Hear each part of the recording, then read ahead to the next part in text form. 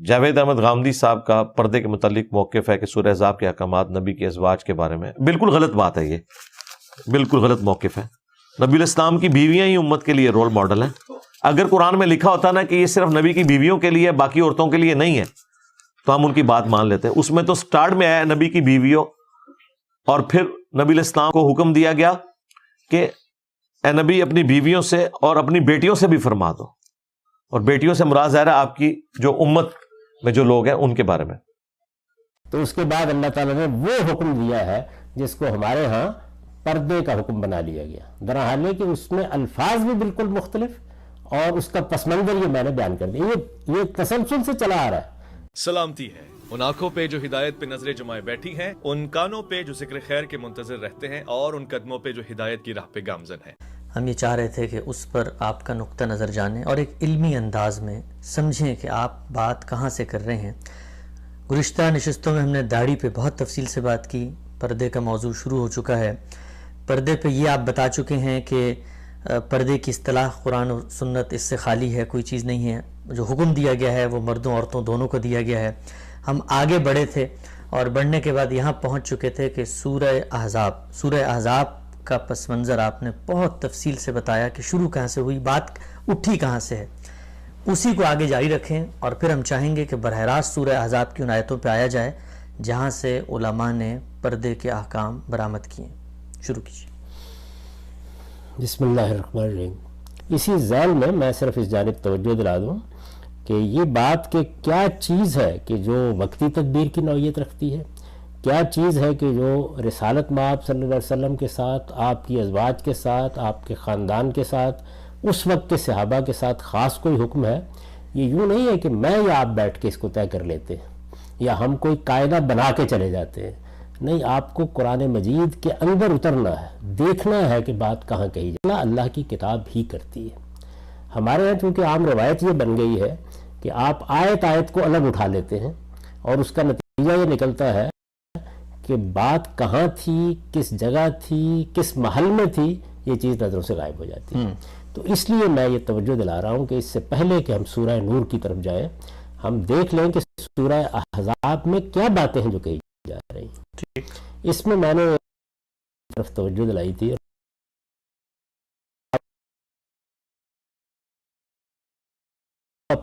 گیا تو اللہ تعالیٰ نے پہلے بات یہاں سے شروع کی کہ اگر عام لوگوں کسی زندگی بسر کرنی ہے تو آپ رسول اللہ صلی اللہ علیہ وسلم سے علیحدگی اختیار کر لیں۔ یعنی یہ بحث ہی یہاں سے شروع ہوئی ہے۔ تو آپ دیکھیے اس کو کس طرح سے اللہ تعالیٰ نے کیا ہے۔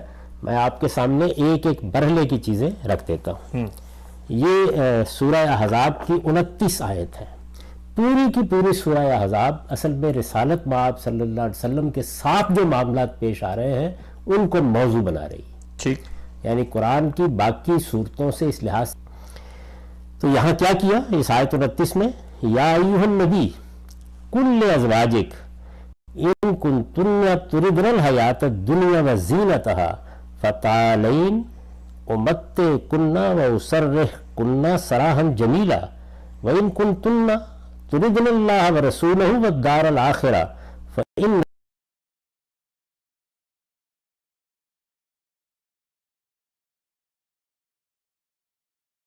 اس کا پیچھے سے رب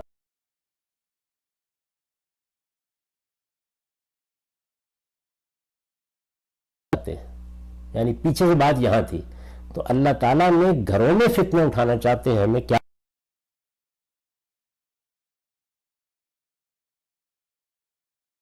زندگی اور اس کی زینت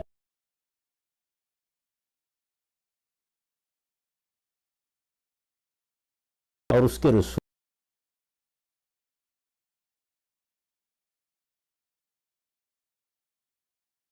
اس لیے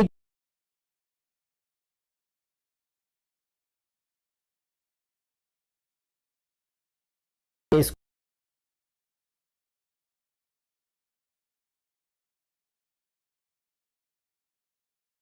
تو ہو جائے۔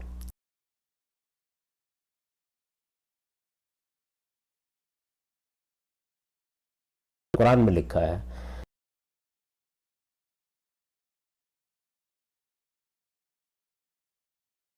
بیان کیا ہے کہ اللہ ताला की तरफ से ये तदबीर, यानी क्यों कहा गया रिसालत में आप सल्लल्लाहु अलैहि वसल्लम की अज़वाज मुताहरात को ये क्यों कहा गया कि आप अलग होना चाहती हैं तो हो जाए।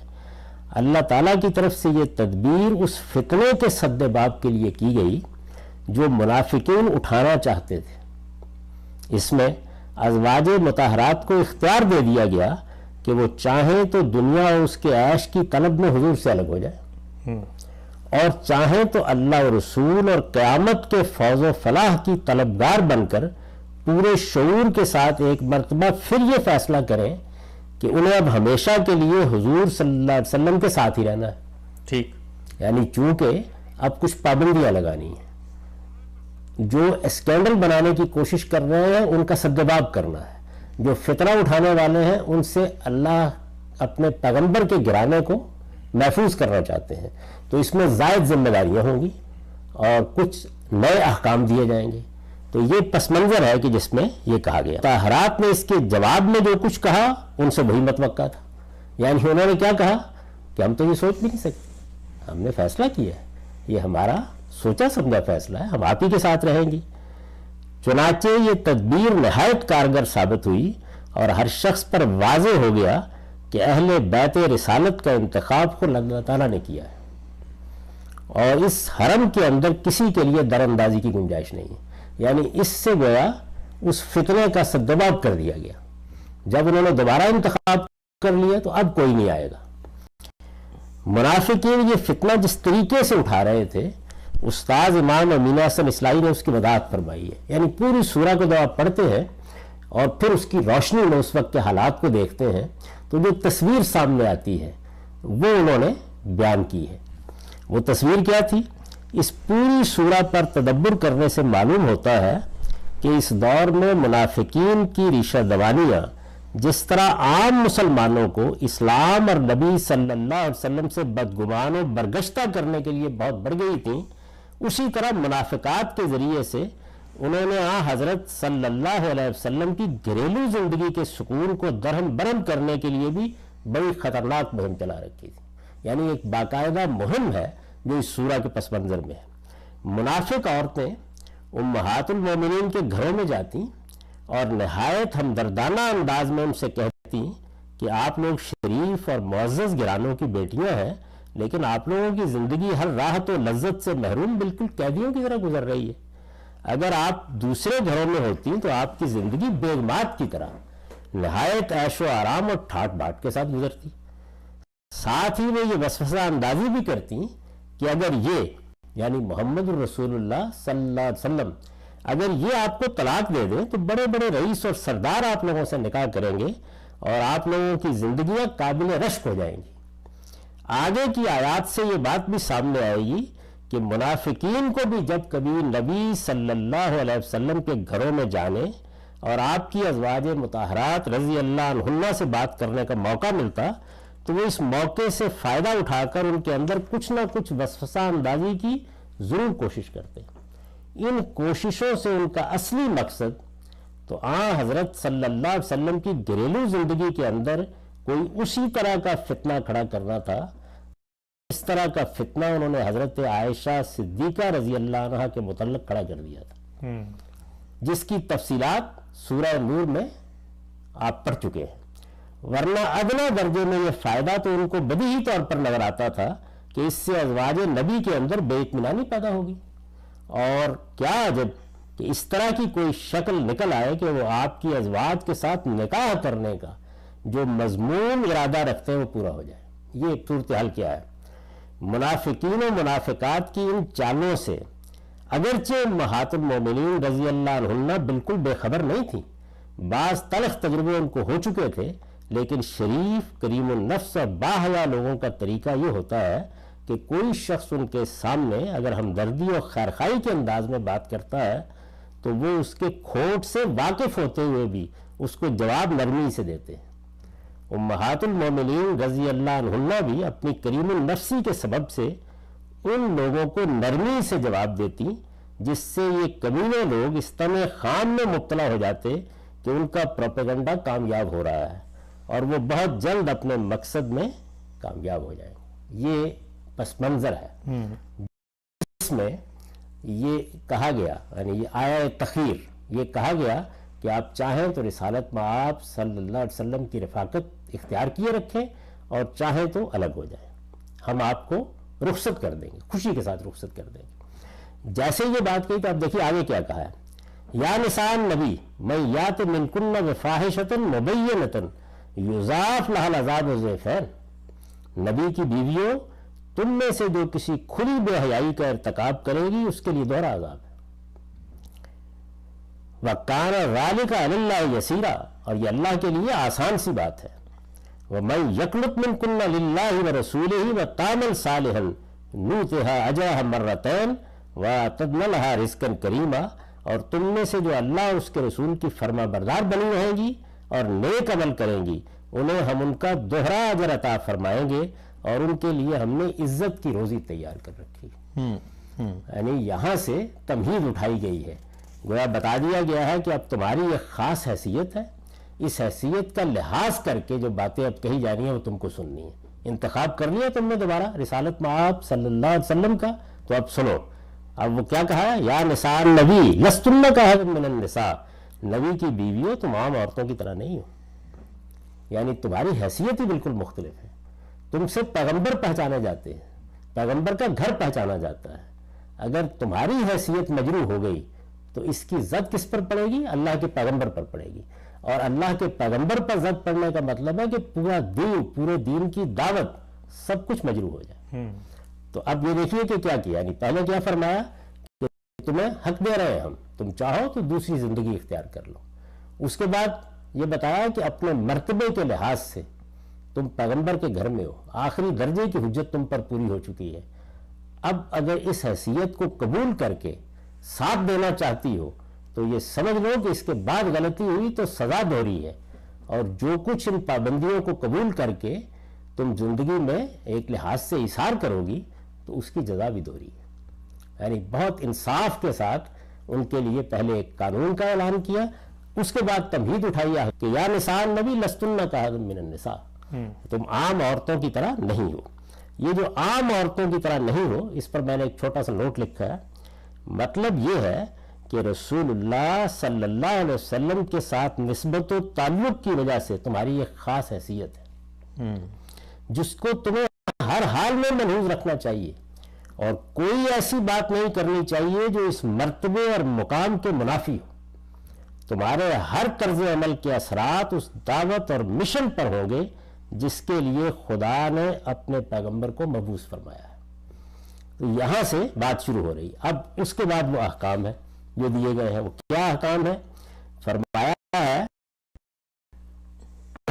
کہ فلا تخزن قول فیطمع الذی فی قلبہ مرض، اگر تم خدا سے ڈرو تو ان لوگوں کے ساتھ نرمی کا لہجہ اختیار نہ کرو کہ جس کے دل میں بیماری ہے وہ کسی طمع خام میں مبتلا ہو جائے، معروف کے مطابق بات کیا کرو۔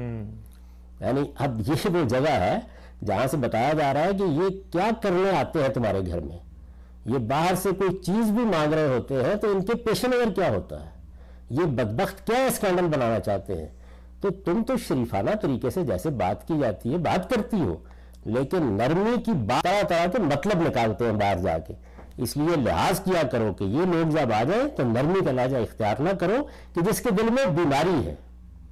یعنی یہ کن لوگوں کے بارے میں بات ہو رہی ہے؟ منافقین کے بارے میں بات ہو رہی ہے۔ یہ فرمایا جس کے دل میں بیماری ہے، وہ بیماری کیا تھی؟ حسد کی، کینے کی بیماری۔ وہ سمجھتے تھے کہ یہ تو ساری بساط ہی الٹی گئی ہماری، رسالت مآب صلی اللہ علیہ وسلم کے آنے سے ساری مدینے کی صورتحال تبدیل ہو گئی تھی، تو جو اقتدار کا خواب وہ دیکھ رہے تھے وہ بھی پریشان ہو گیا۔ تو فرمایا کہ ان کے دلوں میں بیماری ہے، وہ کسی طمع خام میں مبتلا ہو جائے۔ لفظ دیکھیے نا کیا کہا جا رہا ہے، یعنی اس کو خیال ہو جائے کہ میں کامیاب ہو جاؤں گا، میں ہو سکتا ہے کہ ان کو شیشے میں اتار لوں، اس طرح کی باتیں کر کے ممکن ہے گھر میں ایک بے چینی پیدا کرنے میں کامیاب ہو جائے۔ اور فرمایا اور معروف کے مطابق بات کرو، سیدھی صاف بات کرو، اس چیز کا لحاظ رکھو۔ یہ وہ جگہ ہے جہاں سے لوگوں نے آواز کا پردہ برآمد کیا۔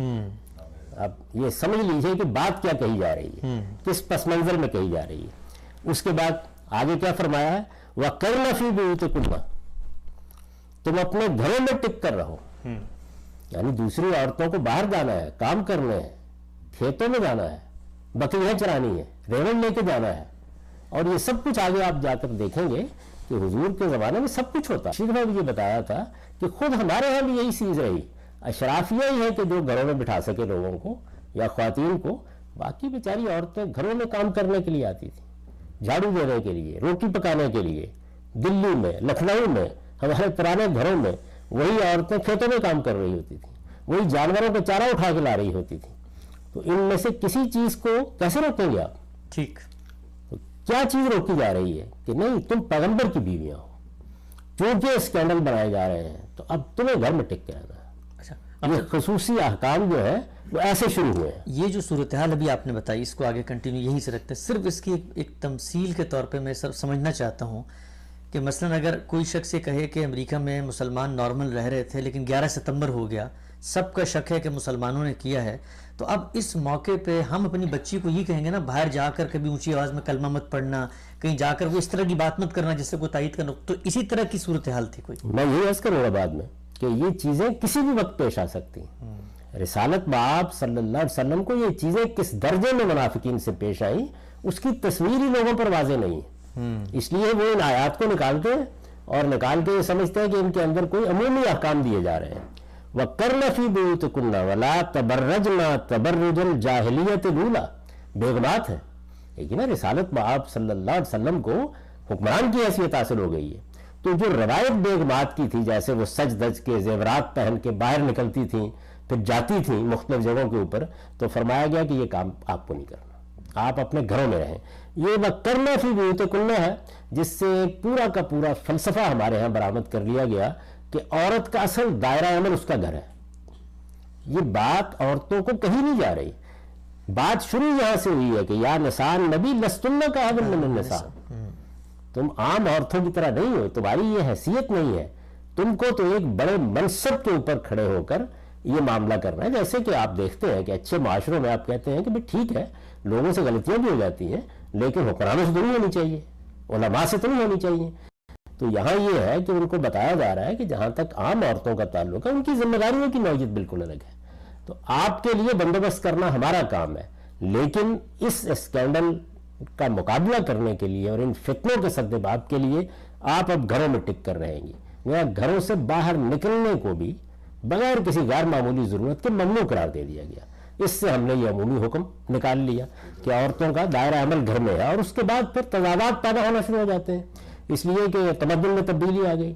मैं अर्ज कर रहा हूँ कि कदीम ज़माने में भी आप देखें, मदीने में भी, उसके बाद भी जो रेवड़ चराने वाली हैं वो निकलती रही।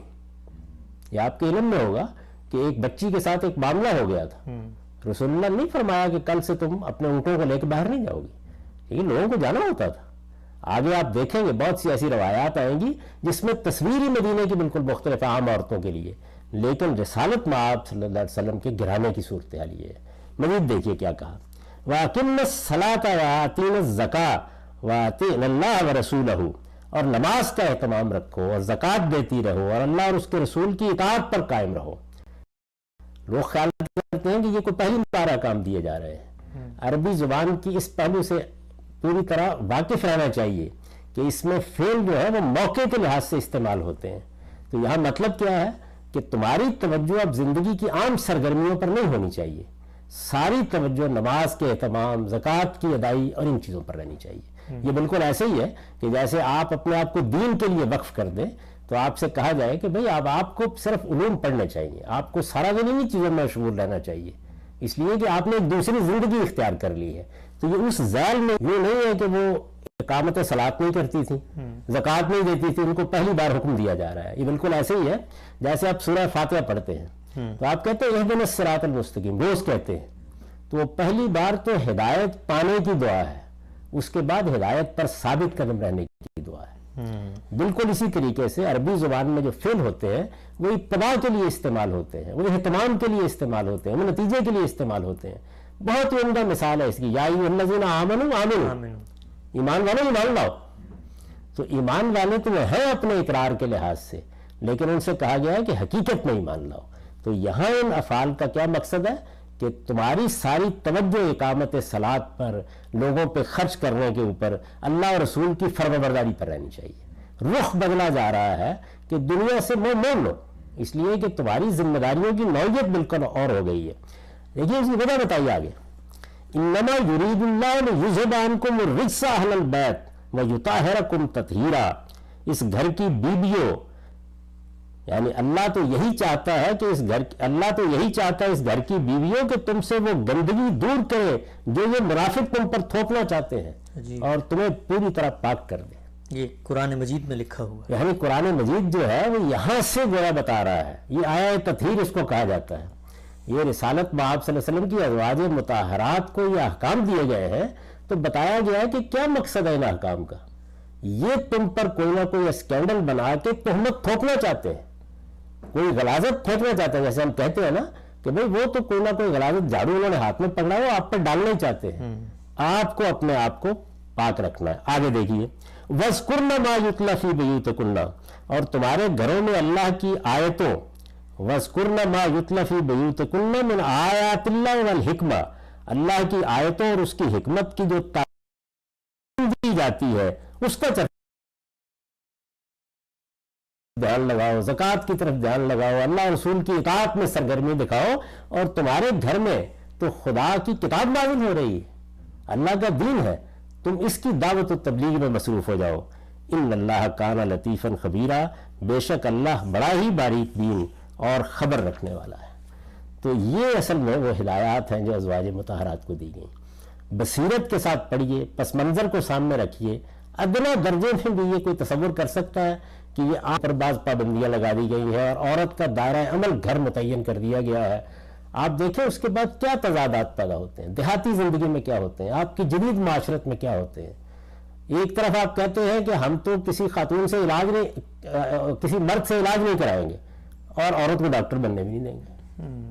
وہ نکلے گی، جائے گی، پڑھے گی، یہ سب معاملات ہوں گے، زندگی کے معاملات چل رہے ہیں، تعلیم کا بندوبست آپ کر رہے ہیں، زندگی کا ہر شعبہ۔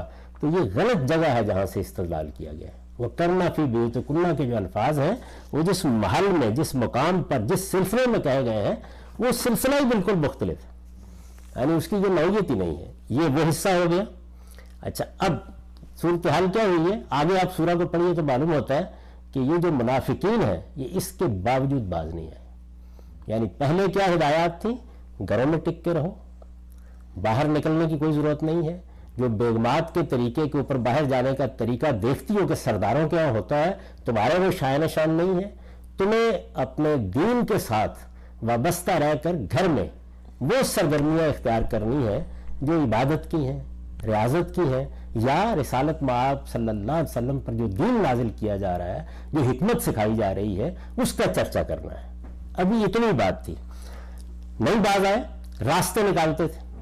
ابھی آپ دیکھیں گے کہ رسالت مآب صلی اللہ علیہ وسلم کے ہاں کسی دعوت میں بلائے جاتے ہیں، وہاں سے تلاش کر رہے ہیں۔ اللہ تعالیٰ نے پھر کیا فرمایا اس کو میں نے ربط سے واضح کیا ہے۔ یہ منافقین اپنی شرارتوں سے باز نہیں آ رہے۔ یہ اب آیت 53 آگے جا کے شروع ہو گئی اسی سورہ میں۔ باز نہیں آ رہے تو پھر کیا کرو؟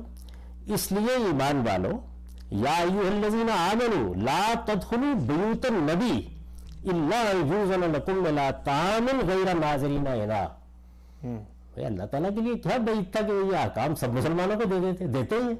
پیغمبر کا گھرانہ زیر بحث، تم اب نبی کے گھروں میں نہ جایا کرو۔ پہلے پابندی ان پر لگائی گئی تم باہر نہیں جانا، کہ باہر نہ جاؤ، اب پابندی لگائی گئی کہ جو گھروں میں آنا جانا ہوتا تھا، ظاہر ہے تم اب گھروں میں نہیں جاؤ گے۔ اچھا، اس میں استثناء کیا ہے؟ الا یؤذن لکم الی طعام غیر ناظرین اناء، الا یہ کہ تم کو کسی کھانے پر آنے کی دعوت دی جائے، جب بھی اس طرح کے اس کی تیاری کے منتظر نہ رہو۔ یعنی جس وقت کھانے کا وقت آ جائے اور بلایا جائے اسی وقت جاؤ۔ پہلے جا کے بیٹھو گے، تاک جھاک کرو گے، راستے نکالو گے۔ اس میں یہ نہیں کہ کوئی سارے صحابہ کرام کے ساتھ مسئلہ ہے، نہیں، ان کی آڑ لے کر منافقین آ جاتے اور وہ راستے پیدا کر لیتے۔ تو پہلی بات یہ کہی، وَلَٰكِنْ إِذَا دُعِيتُمْ فَادْخُلُوا، ہاں جب تم کو بلایا جائے تو وقت کے وقت داخل ہو۔ فَإِذَا طَعِمْتُمْ فَانْتَشِرُوا وَلَا مُسْتَأْنِسِينَ لِحَدِيثٍ، फिर जब खाना खा लो तो मुंतशिर हो जाओ और बातों में लगे हुए बैठे न रहो। यानी पहले फरमाया कि बुलाया जाए तो उसी वक्त जाओ, पहले जाके खाने के तैयार होने का इंतजार ना करो, मजलिस लगा के बैठ जाओ। फिर क्या है, जब खाना खा चुको तो उसके बाद भी फौरन जाओ। अब आगे देखिए क्या कहे, इन्ना ज़ालिकुम काना यूज़ुन नबी, इससे पैगंबर को अज़ियत होती है, फयस्तहयी मिनकुम, मगर वो तुम्हारा लिहाज करते हैं। वल्लाहु ला यस्तहयी मिनल हक, और अल्लाह हक बात कहने में किसी का लिहाज नहीं करता। वइज़ा सालतुमुहुन्ना मतान फसलुहुन्ना मिन बराए हिजाब, और तुम्हें जब नबी की बीवियों से कोई चीज मांगनी हो, असल में वही हुजरे थे बने हुए, मस्जिद में बैठे होते थे, यानी गया पब्लिक लाइफ और प्राइवेट लाइफ के लिए उस तरह की कोई सूरत हाल नहीं थी। रिसालत बाब सल्लल्लाहु अलैहि वसल्लम वही नमाज पढ़ाते, उसी मस्जिद में बात करते, वही सारा दिन लोग बैठे भी रहते, गुफ्तगू करते, बैठे हुए हैं, पानी मांगने के बहाने में चले गए, हुजरे साथ ही हैं। तो फरमाया तुम्हें जब नबी की बीवियों से कोई चीज मांगनी हो तो पर्दे के पीछे से मांगो। ये हिजाब का लफ्ज यहाँ है, पर्दे लगे हुए हैं तो अंदर नहीं जाओ, दंदराते हुए अंदर दाखिल ना हो जाओ, पर्दे के पीछे से मांगो। फरमाया कि ज़ालिकुम अत्हरु लिकुलूबिकुम व कुलूबिहिन्ना, अपने दिलों की पाकीज़गी भी ख्याल रखो, उनके दिलों की पाकीज़गी भी ख्याल रखो। यही चीज मौजू है। वमा कान लकुम अन तुज़ू रसूलल्लाह, ये देखिए वो कैसे कुरान खोलता है इस बात को, कहता है तुम्हारे लिए जायज नहीं कि तुम अल्लाह के रसूल को तकलीफ पहुंचाओ।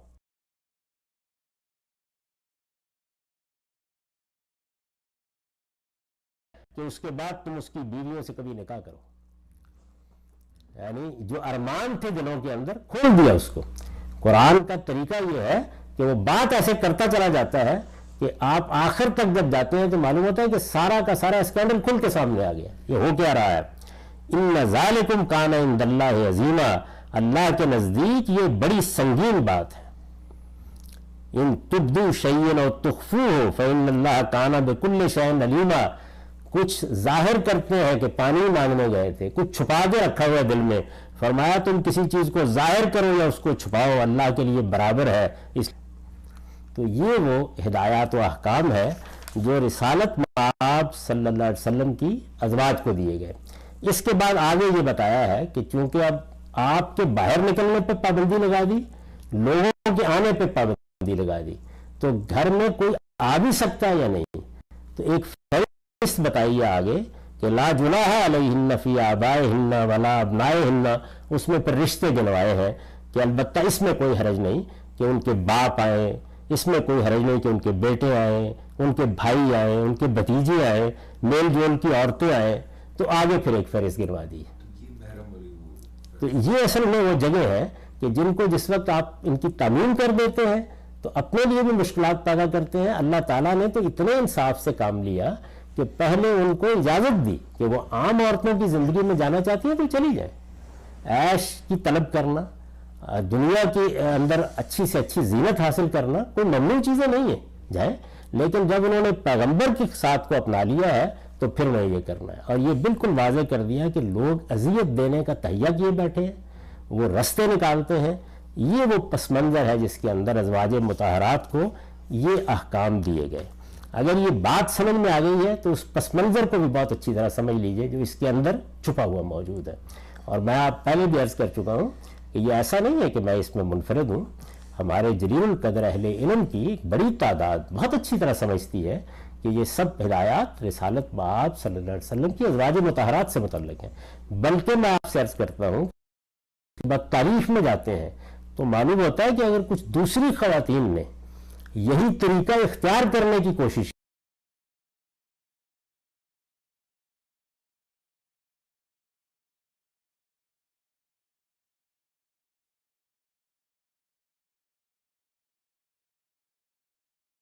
उसके बाद फिर वो यानी इसके बाद वो मकाम आता है इसके फौरन बाद, यानी पहले ये बात बयान की गई, दरमियान में देखिए एक और चीज़ की तरफ भी तवज्जो दिला दूँ। ये जो है ना कि अल्लाह ने रिसालत माब सल्लल्लाहु अलैहि वसल्लम पर दुरूद भेजने की, हमारे यहाँ वैसे दुरूद का एक लफ्ज़ लोगों ने इख्तियार किया है, हुजूर पर रहमत भेजने, रहमत की दरख्वास्त करने, अल्लाह ताला से रहमत भेजने की दुआ करने, ये मतलब है इसका। ये इसको सलात या दुरूद कहते हैं आप। दुरूद तो उसका फारसी तर्जुमा है। वो आयत भी असल में यहाँ आई है چونکہ رسالت میں آپ صلی اللہ علیہ وسلم کی شخصیت کو، آپ کے گھر کو اسکینڈل کا ہدف بنایا جا رہا ہے، تو یہ تھا ان اللہ و ملائکتہ یصلون علی النبی یا ایھا الذین آمنوا صلوا علیہ وسلموا تسلیما، کہ یہ منافق تو نہیں جانتے کہ کس ہستی کا واسطہ ہے، حقیقت یہ ہے کہ اللہ اور اس کے فرشتے نبی پر رحمت بھیج رہے ہیں، ایمان والو تمہارے لیے بھی صحیح رویہ یہ ہے کہ تم بھی اس پر درود و سلام بھیجو۔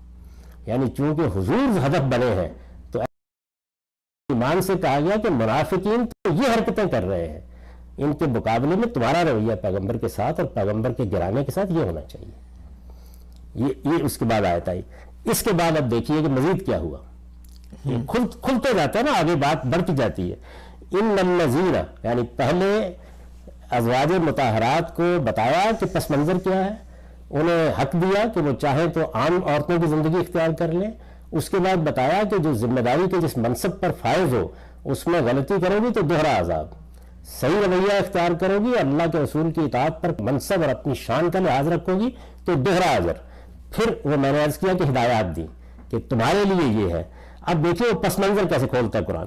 ان الذین یؤذون اللہ ورسولہ لعنہم اللہ فی الدنیا والآخرہ، اللہ اور اس کے رسول کو جو لوگ اذیت پہنچا رہے ہیں ان پر اللہ نے دنیا اور آخرت دونوں میں لعنت کر دی ہے۔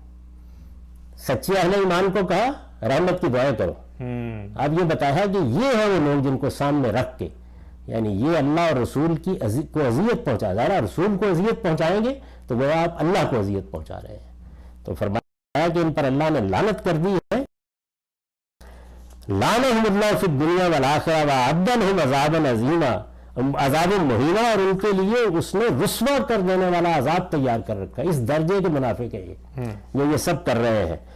اچھا اب یہ بتایا کہ یہ صرف یہ نہیں کر رہے کہ اللہ کے رسول کے ساتھ یہ معاملہ کر رہے ہیں، ظاہر ہے کہ اہل ایمان میں بھی بہت ممتاز لوگ ہیں، ان کو بھی اگر ہدف بنا لیا جائے تو اس میں بھی نقصان پہنچتا ہے، چلیے اس گھر میں نہیں۔ تو اب یہ بتایا کہ صرف یہی نہیں ہے، والذین یؤذون المؤمنین والمؤمنات بغیر مکتسبوا فقد احتملوا بہتانا واثما مبینا، اور جو مسلمان مردوں اور مسلمان عورتوں کو اس طرح ان پر تہمتیں لگا کر بغیر اس کے کہ انہوں نے کچھ کیا ہو اذیت دے رہے ہیں، انہیں بھی معلوم ہونا چاہیے کہ انہوں نے بڑے بہتان اور سری گناہ کا بوجھ اپنے سر لے لیے۔ یعنی اب کوئی شبہ رہ گیا اس معاملے میں کہ پس منظر کیا ہے، صورتحال کیا بیان کر دی گئی ہے، یہ سب پہنچ گئی ہے۔ تو اس کے بعد اللہ تعالیٰ نے وہ حکم دیا ہے جس کو ہمارے ہاں پردے کا حکم بنا لیا گیا، درحال ہے کہ اس میں الفاظ بھی بالکل مختلف اور اس کا پس منظر یہ میں نے بیان کر دیا، یہ تسلسل سے چلا آ رہا ہے یہ سب چیزیں جتنی ہیں۔ اب خطاب کر کے کہا یا ایھا النبی، ان کی شرارتوں سے اپنی حفاظت کے لیے، یعنی پہلے بیان کیا کہ کس درجے کے شریر ہے، کس درجے کے شریر ہے، یعنی اذیت اللہ کو دے رہے ہیں، اللہ کے رسول کو دے رہے ہیں، بہتان لگانے کی کوشش کر رہے ہیں۔ انہوں نے آخری درجے کے گناہ، اس سے بڑا گناہ کیا ہو سکتا ہے کہ آپ بے گناہ لوگوں پر تہمت لگائیں، اور اگر تہمت لگانے کے لیے ہدف پیغمبر اس کا گرانا یا صالحین مومنین کو اختیار کر لیا جائے تو پھر تو اس پس منظر میں آ کر اب یہ کہا کہ اے پیغمبر اب اپنی بیویوں، اپنی بیٹیوں اور عام مسلمان عورتوں سے کہو کہ وہ بھی یہ احتیاط کرے۔ وہ کیا احتیاط ہے وہ اس کے بعد زیر بحث آئی ہے۔ میں یہ چاہتا ہوں کہ یہ جو کچھ میں نے ازواج مطہرات کے بارے میں بیان کیا ہے اس میں کوئی چیز تو پوچھ لیجئے، پھر ہم اس آیت کو بتائیں گے آپ کو کہ وہ دیکھیے اس میں کیا کچھ کہا گیا ہے، اصل بات کیا ہے جس کو لوگ عام طور پر ہوتا کیا ہے، یہ سب کچھ جو کچھ ہے اگر آپ اس کو تدبر کے ساتھ پڑھیں تو یہ پوری چیز سامنے ہے۔ آپ اگر اس کے اندر سے آیتیں اٹھانا شروع کر دیں تو آپ کی سمجھ میں نہیں آئے گا کیا بات کہی گئی ہے کیا نہیں کہی گئی۔ تو اس کو اس طرح دیکھا ہے جلیل القدر اہل علم نے بھی، اور میرے جلیل القدر استاذ امین احسن اصلاحی نے بھی، اور میں نے بھی اپنی تفسیر میں یہ سب کچھ بیان کیا ہے جو آپ کے سامنے رکھا جا رہا ہے۔ اچھا غم صاحب، اس پہ ایک سوال یہ اس موقع پہ پیدا ہوتا ہے، جب عام طور پہ ہم یہ پس منظر بیان کرتے ہیں اور یہ طے ہو جاتا ہے کہ ازواج مطہرات کو خاص صورتحال میں دیا گیا ہے، کہا گیا ہے، تو کہا یہ جاتا ہے کہ امت کے لیے تو رول ماڈل یا جو نمونہ یا مثال ہیں وہ تو رسول اللہ صلی اللہ علیہ وسلم کی بیویاں ہیں، ٹھیک ہے ان کو خاص حالات میں دیا ہو، لیکن ہم نے تو ایز اے رول ماڈل انہیں کو فالو کرنا ہے نا، وہ گھر میں رکی تھی تو ہمیں بھی گھر میں رکنا چاہیے۔ یہ یعنی غلط استدلال ہے، یہ بات اس زاویے سے قرآن کر ہی نہیں رہا۔ یعنی جس جگہ رول ماڈل بنانا مقصود ہوتا ہے وہاں قرآن بتاتا ہے کہ یہ رول ماڈل کے طور پر ذکر ہو رہا ہے. اس نے تو ساری تمہید یہاں سے اٹھائی ہے. پھر اسے یہ نہیں کہنا چاہیے تھا کہ نبی کی بیویوں تم عام عورتوں کی طرح نہیں ہو, پھر عام عورتوں سے کہنا چاہیے کہ بیویوں تو تمہارے لیے نمونہ ہے. یعنی یہ ساری میں نے جو دراز نفسی کی ہے یہ بتانے کے لیے کی ہے کہ یہاں صورتحال ہی بالکل مختلف ہے. یعنی ایک اسکینڈل بنایا جا رہا ہے, ایک فتنہ اٹھایا جا رہا ہے, پیغمبر کا گرانا, مسلمان اس کا ہدف ہے. اس میں کچھ چیزیں جو ہیں وہ ازواج مطہرات کے لیے. ابھی جو آیت زیر بحث آئے گی آپ حیران کن طریقے سے دیکھیں گے کہ پیچھے کوئی ذکر نہیں ہے عام مسلمان عورتوں کا, یہاں آ گیا ہے. تو قرآن مجید ایسے نہیں کرتا کہ وہ آپ کے اوپر اس طرح کی منطق چھوڑ کے اپنے احکام دینا شروع کر دے کہ اب آپ جو جی چاہے. نہیں, وہ جس جگہ پہ عام عورتوں کو شامل کر رہا ہے اس جگہ آگے اس نے ذکر کیا عام عورتوں کا. یہ ابھی ہم اس جگہ پہ پہنچ گئے ہیں کیونکہ وہی عام ترین جگہ ہے اس ذیل میں. تو میں یہ چاہتا ہوں کہ پہلے آپ یہ سمجھ لیں بہت اچھی طرح سے کہ حجاب سے متعلق احکام میں بڑی غلط فہمیوں میں سے یہ غلط فہمی ازواج مطہرات کے بارے میں ان خصوصی احکام سے پیدا ہوئی. اور پھر توجہ دلا دوں کہ یہ ایسے نہیں ہوتا کہ آپ قرآن مجید میں جائیں اور جا کر خود کہہ دیں کہ یہ فلاں حکم فلاں کے ساتھ خاص ہے. یہ پس منظر اس طرح قرآن واضح کرتا ہے. ایسے آپ اس کے اندر جاتے ہیں تو وہ بتاتا ہے آپ کو کیا صورتحال ہے. اس میں ایک ایک چیز کو الگ کر کے بیان کرتا ہے. ابھی جو آیت آگے آ رہی ہے اس سے پہلے یہ بتایا کہ ان لوگوں نے پیغمبر کے گرانے ہی کو نہیں, اللہ ہی کو نہیں, اللہ کے رسول ہی کو نہیں, عام مسلمانوں کو بھی ہدف بنا دیا. عام مسلمانوں کو کیا کرنا ہے, یعنی حضور کی ازواج مطہرات کے بارے میں بتایا کہ عام مسلمان کہاں ہدف بن رہے ہیں, کس پس منظر میں بن رہے ہیں. یعنی وہاں پہ گھر کے اندر جانے کے تو اس طرح کے واقع ہے ہی نہیں, اس طرح سے جا کے اسکینل بنانے کا موقع بھی نہیں ہے. وہاں کیا کر رہے ہیں یہ لوگ, تو ان سے بچنے کے لیے اب کیا کرنا ہے وہ زیر بحث آ رہا ہے. ایک سوال ہے کہ لوگ اکثر یہ بھی کہا جاتا ہے کہ جو ہدایات دی گئی تھیں یہ سچویشن اسپیسیفک تھیں حضور صلی اللہ علیہ وسلم کی ازواج مطہرات کے لیے تھی, لیکن یہی طریقہ کار اگر آج کل بھی اپنایا جائے گا, فار ایگزامپل خواتین کو چار دیواری میں رکھا جائے گا, ان کو برقع پہنایا جائے گا, ان کو باہر نہیں جانے دیا جائے گا, تو آج کل بھی حفاظت ہوگی اس طرح کی کسی بھی قسم کے ناخوشگوار واقعے سے. تو لوگ اس کو آج کل بھی اسی طرح احتیاطی تدابیر کے طور پہ کہتے ہیں اللہ تعالیٰ کی بات مانیں گے تو سب اچھا ہوگا. ایک لفظ پہ توجہ رکھا جائے گا, یہ تو اللہ تعالیٰ نے ان کو بھی نہیں کہا. پہلے ان کو اختیار دیا کہ آپ عام عورتوں کی زندگی اختیار کریں, اس کے بعد ہدایات دی. اچھا رکھا جائے گا, کون رکھے گا؟